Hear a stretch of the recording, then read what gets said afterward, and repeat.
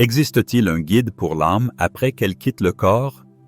Un manuscrit ancestral qui cartographie le territoire inconnu que nous traverserons tous?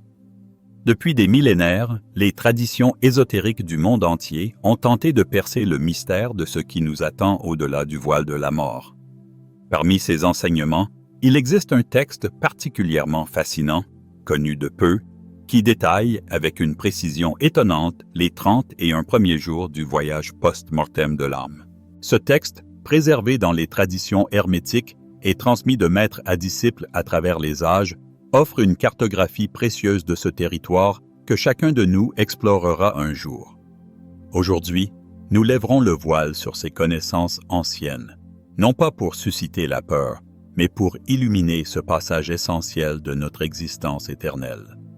Le manuscrit dont nous allons explorer la sagesse aujourd'hui trouve ses racines dans les mystères égyptiens, enrichis par les traditions hermétiques, chaldéennes et grecques.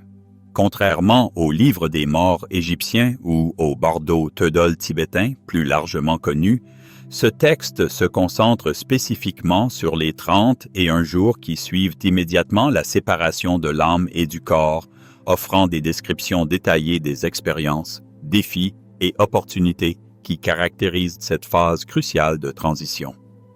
Le premier jour après la mort, selon ce texte mystérieux, est marqué par une expérience de libération extraordinaire. Lorsque les liens qui attachent l'âme au corps physique se dissolvent finalement, une sensation de légèreté incomparable envahit la conscience. Cette libération s'accompagne souvent d'une expansion rapide de la perception, comme si les limites imposées par les 5 sens physiques s'évanouissaient soudainement. L'âme peut alors percevoir simultanément toutes les directions, tous les sons, toutes les sensations, dans une expérience de conscience panoramique qui transcende complètement la perception linéaire terrestre. Cette expansion initiale peut être désorientante pour l'âme non préparée, qui peut tenter de s'accrocher aux limitations familières de la conscience incarnée. C'est pourquoi le manuscrit recommande aux vivants de cultiver, par la méditation profonde, des états de conscience expansés durant leur vie. Ces pratiques permettent à l'âme de se familiariser avec cette perception multidimensionnelle, facilitant ainsi la transition lorsque le moment viendra. Le manuscrit décrit comment, durant ce premier jour, l'âme reste généralement proche du corps qu'elle vient de quitter. Elle observe souvent les réactions des proches, les rituels funéraires qui se mettent en place, parfois avec détachement, parfois avec une certaine confusion. Cette proximité n'est pas due à un attachement morbide au cadavre, mais plutôt à un processus naturel d'adaptation, comme un voyageur qui resterait quelque temps au port avant de s'aventurer en haute mer. Du 2e au 4e jour, l'âme entreprend ce que le texte appelle la revue de vie.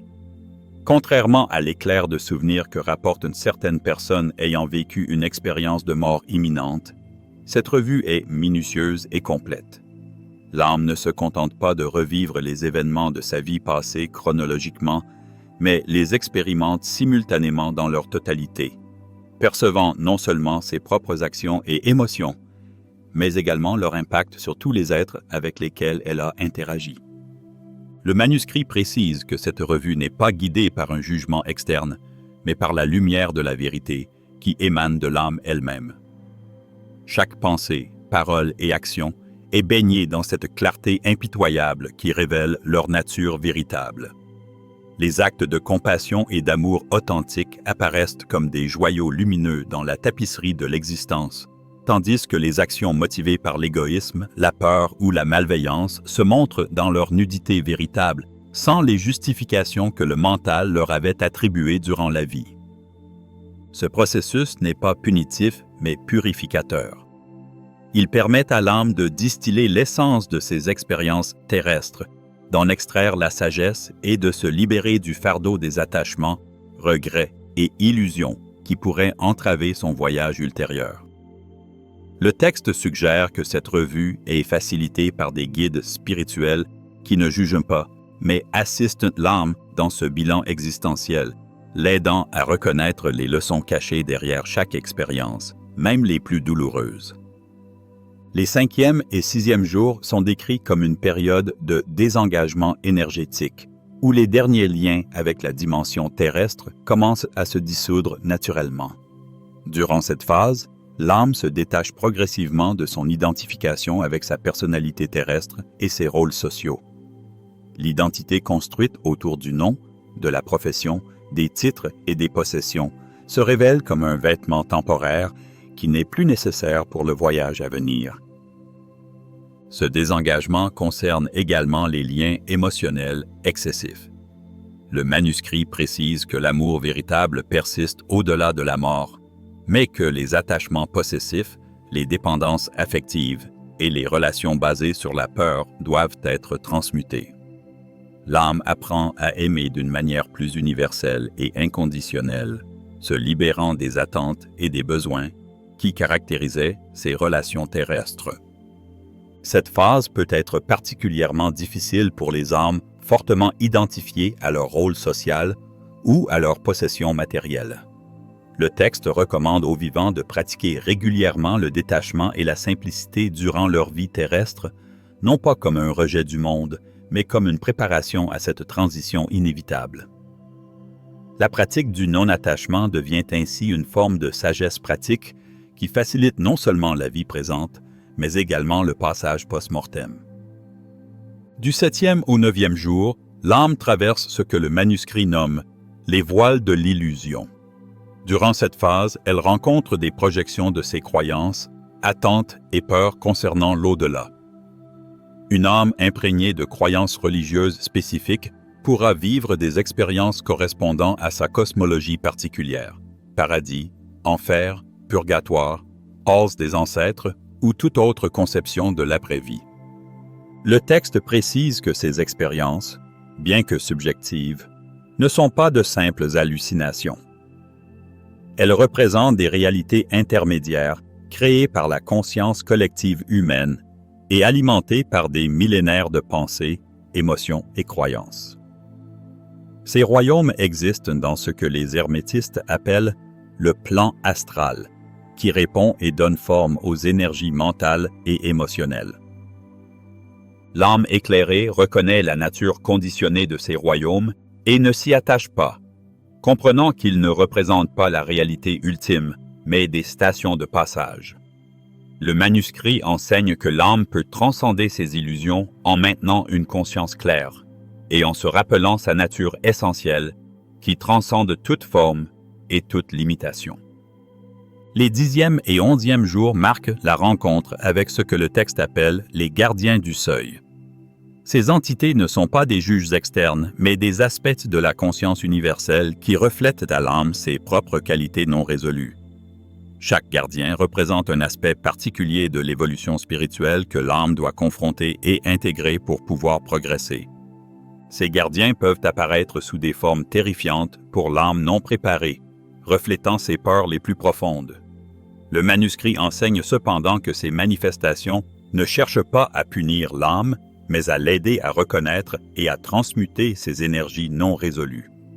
Lorsque l'âme fait face à ses gardiens avec courage et honnêteté, reconnaissant les aspects d'elle-même qu'ils représentent, leur apparence terrifiante se transforme, révélant leur nature bienveillante.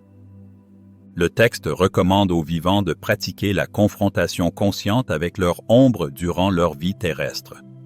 Ce travail psychospirituel, qui consiste à reconnaître et à intégrer les aspects refoulés de la psyché, prépare l'âme à cette rencontre cruciale. Ceux qui ont cultivé cette pratique reconnaîtront les gardiens comme des alliés plutôt que comme des adversaires. Du 12e au 15e jour, l'âme entre dans ce que le manuscrit décrit comme la chambre de cristal. Il s'agit d'un état de conscience caractérisé par une clarté et une lucidité extraordinaires, où l'âme peut percevoir les patterns karmiques qui ont façonné son existence récente et ses vies antérieures. Cette perception n'est pas intellectuelle, mais directe et immédiate, comme si l'âme contemplait une tapisserie complexe, où chaque fil représente une relation, une action, une intention qui s'entrecroisent avec d'innombrables autres fils. Dans cette chambre de cristal, l'âme comprend comment certains schémas se sont répétés à travers ses différentes incarnations, comment certaines relations ont évolué à travers le temps, et comment certaines leçons ont progressivement mûri. Cette compréhension est accompagnée d'une profonde compassion, tant pour soi-même que pour tous les êtres impliqués dans ces patterns karmiques. Le manuscrit précise que cette phase n'est pas déterministe. L'âme ne contemple pas un destin fixé, mais plutôt un réseau de possibilités, de tendances et de potentialités. Elle reconnaît sa liberté fondamentale au sein même de ces patterns karmiques et sa capacité à les transformer par la conscience et par l'amour. Cette réalisation est décrite comme l'une des plus libératrices du voyage post-mortem.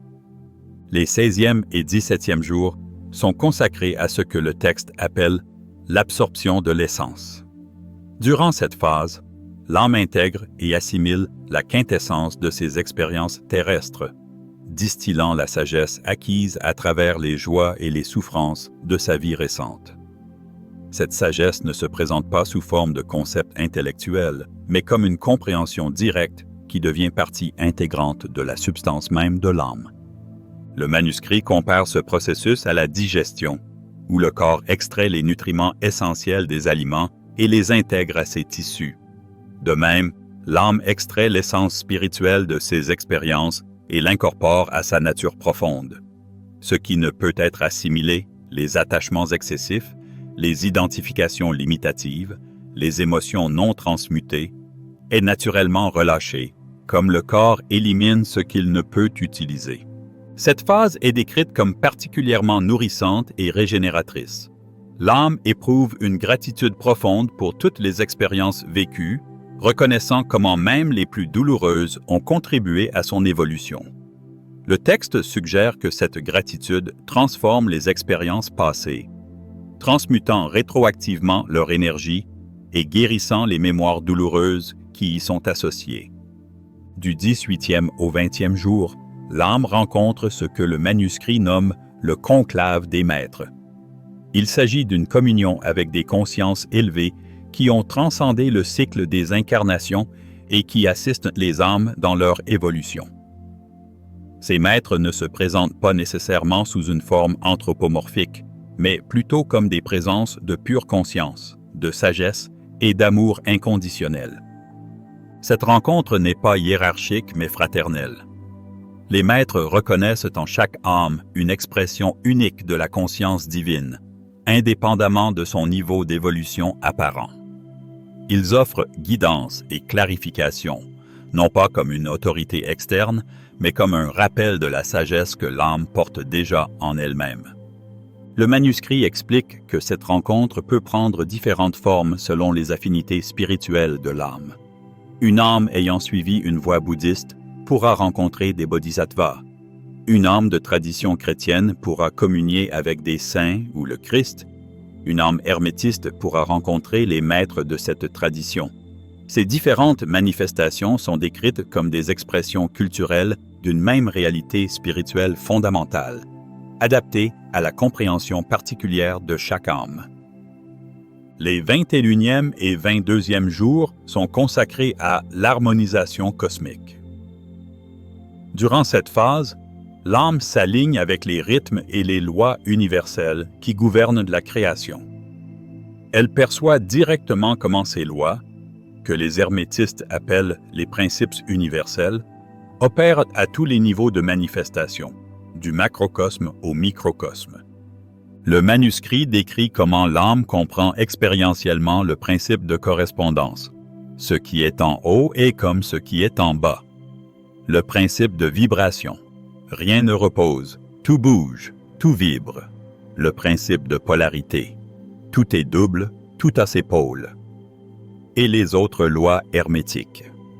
Cette compréhension n'est pas théorique, mais vécue comme une réalité immédiate, transformant fondamentalement la relation de l'âme avec l'existence. Durant cette phase, l'âme perçoit également sa place unique dans la symphonie cosmique. Elle reconnaît comment sa note particulière contribue à l'harmonie du tout et comment cette harmonie soutient et nourrit son expression individuelle. Cette réalisation dissout le sentiment de séparation et d'isolement qui caractérise souvent l'expérience terrestre, sans pour autant effacer l'unicité de l'âme. Du 23e au 25e jour, l'âme entre dans ce que le texte appelle la contemplation des possibles. Durant cette phase, elle explore les potentiels évolutifs qui s'offrent à elle pour la suite de son voyage. Ces potentiels peuvent inclure une nouvelle incarnation, une période d'assimilation dans les dimensions spirituelles, un service dans les royaumes intermédiaires, ou d'autres possibilités que le mental incarné peut difficilement concevoir.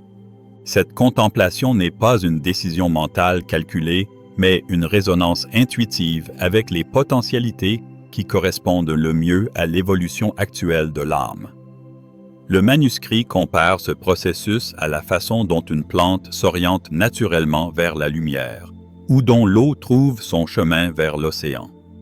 Il s'agit moins d'un choix délibéré que d'une reconnaissance des voies qui permettront l'expression la plus complète de la nature essentielle de l'âme.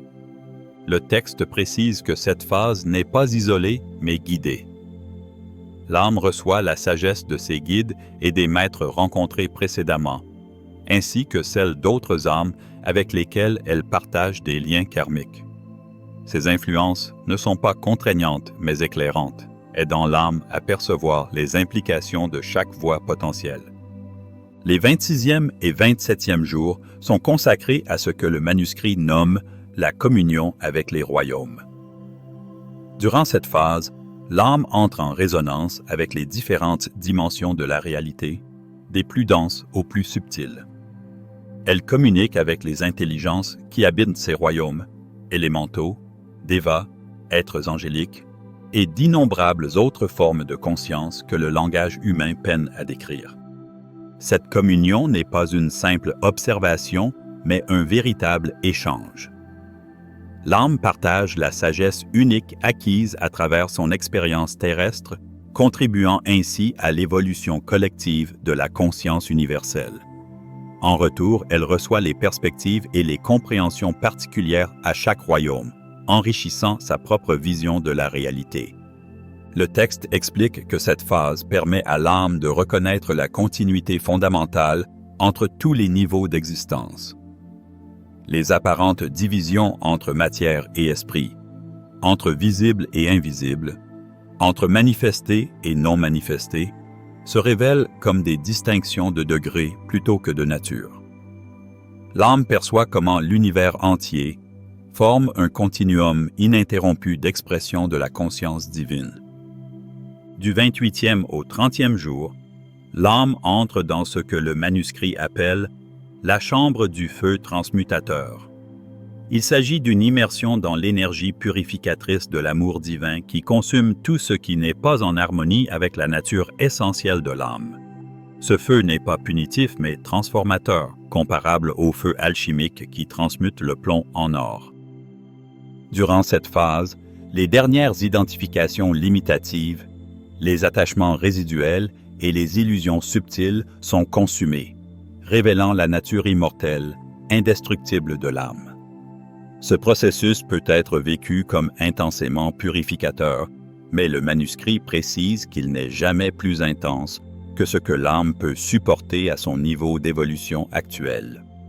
Le texte compare cette phase à la fonte d'une statue de cire dans laquelle serait enchâssé un joyau précieux.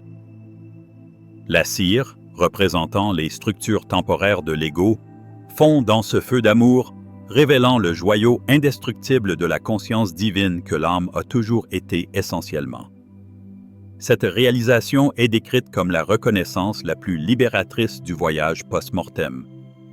Le 31e jour marque ce que le manuscrit appelle le choix du sentier. Ayant traversé les phases précédentes de purification, d'illumination et d'intégration, l'âme est maintenant prête à choisir consciemment la prochaine étape de son voyage. Ce choix n'est pas limité par les conditionnements antérieurs, mais émane de la liberté essentielle de l'âme, alignée avec sa nature la plus profonde et avec le bien collectif. Pour certaines âmes, ce choix impliquera une nouvelle incarnation, motivé non par l'attachement ou la nécessité karmique, mais par l'amour et le désir de servir. Pour d'autres, il pourra s'agir d'une période d'assimilation et d'expansion dans les royaumes spirituels avant un éventuel retour. D'autres encore pourront choisir de servir comme guide pour les âmes en transition ou d'assumer d'autres fonctions dans l'économie cosmique. Le manuscrit précise que ce choix n'est jamais définitif ni irréversible. L'âme conserve sa liberté fondamentale et peut ajuster son parcours selon l'évolution de sa conscience et les besoins collectifs. Cette flexibilité reflète la nature dynamique, créative de l'univers lui-même, qui évolue constamment vers des expressions toujours plus complètes de la conscience divine. Cette description des 31 premiers jours après la mort ne doit pas être interprétée littéralement ou dogmatiquement. Le manuscrit lui-même précise que le temps tel que nous le concevons dans la dimension terrestre n'existe pas de la même manière dans les royaumes post-mortem. Ces jours représentent plutôt des phases ou étapes d'un processus qui peut se dérouler différemment pour chaque âme, selon son niveau d'évolution, ses affinités spirituelles et de nombreux autres facteurs. De même, les expériences décrites ne sont pas identiques pour toutes les âmes. Elles varient considérablement selon le développement spirituel, les croyances, les attentes et les conditionnements de chacun. Une âme ayant cultivé la conscience et la présence durant sa vie terrestre traversera ces phases avec plus de lucidité et d'aisance qu'une âme qui a vécu principalement dans la distraction et l'inconscience. Le véritable objectif de ce texte n'est pas de susciter la peur ou l'anxiété face à la mort, mais au contraire d'offrir une cartographie rassurante de ce territoire inconnu. En comprenant la nature fondamentalement bienveillante et évolutive du processus post-mortem, nous pouvons aborder notre propre transition avec plus de sérénité et de conscience. Cette connaissance a également des implications profondes pour notre vie présente. Si nous comprenons que la mort n'est pas une fin, mais une transition, et que notre état de conscience au moment de cette transition influencera significativement notre expérience, nous serons naturellement motivés à cultiver présence, lucidité et amour durant notre vie terrestre. Le manuscrit recommande diverses pratiques pour se préparer consciemment à cette transition inévitable. La méditation quotidienne, qui nous familiarise avec des états de conscience expansés au-delà de l'identification au corps physique. L'auto-observation, qui nous permet de reconnaître et de transmuter nos schémas limitatifs. La cultivation de l'amour inconditionnel, qui dissout les barrières entre soi et les autres. Le détachement conscient, qui nous libère progressivement des identifications excessives aux rôles sociaux et aux possessions matérielles. Ces pratiques ne nous détournent pas de la vie présente, mais, paradoxalement, nous permettent de la vivre plus pleinement. En nous libérant de la peur de la mort, elles nous ouvrent à une appréciation plus profonde de chaque moment. En nous rappelant la nature temporaire de notre séjour terrestre, elles nous inspirent à utiliser ce temps précieux pour ce qui a véritablement de la valeur. Le manuscrit souligne que la préparation à la mort est également une préparation à la vie. Les qualités qui faciliteront notre transition post-mortem, présence, lucidité, compassion, détachement, sont précisément celles qui enrichissent notre existence actuelle. Ainsi, en nous préparant consciemment à bien mourir, nous apprenons simultanément à bien vivre. Un aspect particulièrement intéressant du manuscrit concerne la façon dont nous pouvons aider ceux qui traversent cette transition. Il recommande de maintenir une atmosphère paisible et aimante autour du mourant, évitant les démonstrations excessives de chagrin qui pourraient entraver le détachement naturel de l'âme. Il suggère de parler doucement au mourant, même s'il semble inconscient, pour le rassurer et le guider dans sa transition. Dans les jours qui suivent le décès, le texte recommande de diriger des pensées aimantes et des bénédictions vers l'âme en transition, l'accompagnant par notre conscience à distance. Cette pratique peut prendre la forme de prière, de méditation ou simplement de conversation silencieuse avec l'être aimé, lui rappelant sa nature divine et l'encourageant dans son voyage. Le manuscrit aborde également la question du deuil. Il reconnaît la nature naturelle et nécessaire du chagrin pour ceux qui restent, tout en suggérant que ce chagrin peut être transformé par la compréhension spirituelle du processus de transition. Comprendre que l'être aimé n'a pas cessé d'exister, mais a simplement changé de forme et de dimension, peut apporter une consolation profonde, sans nier la réalité de la perte et de la séparation temporaire.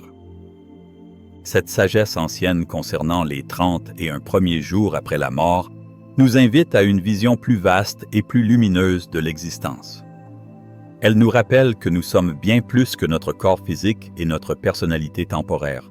Nous sommes des êtres multidimensionnels engagés dans un voyage éternel d'évolution consciente. Dans cette perspective élargie, la mort n'est plus un mur infranchissable mais une porte, un passage entre différentes expressions de la conscience. Cette compréhension ne nous détourne pas de notre vie présente, mais l'enrichit d'une dimension de profondeur et de signification. Chaque jour devient une opportunité précieuse de cultiver les qualités qui faciliteront non seulement notre transition future, mais qui illumineront notre chemin actuel. Si cette exploration des mystères post-mortem a résonné avec votre intuition profonde et élargi votre perspective sur la vie et la mort, je vous invite à exprimer votre appréciation en laissant un « j'aime » à cette vidéo. Votre soutien nous encourage à continuer de partager ces connaissances ésotériques qui éclairent le chemin de l'évolution consciente. Pour recevoir régulièrement d'autres enseignements sur les sagesses anciennes et les mystères de l'existence, je vous invite à vous abonner à cette chaîne. Ensemble, nous continuerons d'explorer les dimensions cachées de notre réalité et de redécouvrir les trésors de connaissances que nos ancêtres nous ont légués. Si cette vision du voyage post-mortem vous a touché, et si vous croyez désormais que la mort n'est pas une fin mais une transformation, une porte vers d'autres dimensions de conscience, partagez cette réalisation dans les commentaires en écrivant simplement « La mort n'est qu'un passage ». Votre témoignage pourrait apporter lumière et réconfort à d'autres personnes confrontées au mystère de la finitude. Souvenez-vous que la véritable préparation à la mort est la façon dont nous vivons chaque jour. Cultivez la présence, l'amour et la conscience dans vos actions quotidiennes, car ces qualités seront votre lumière et votre guide lorsque viendra le moment de traverser le seuil. Comme l'enseigne ce manuscrit ancien, celui qui a appris à mourir consciemment a découvert le secret de vivre pleinement.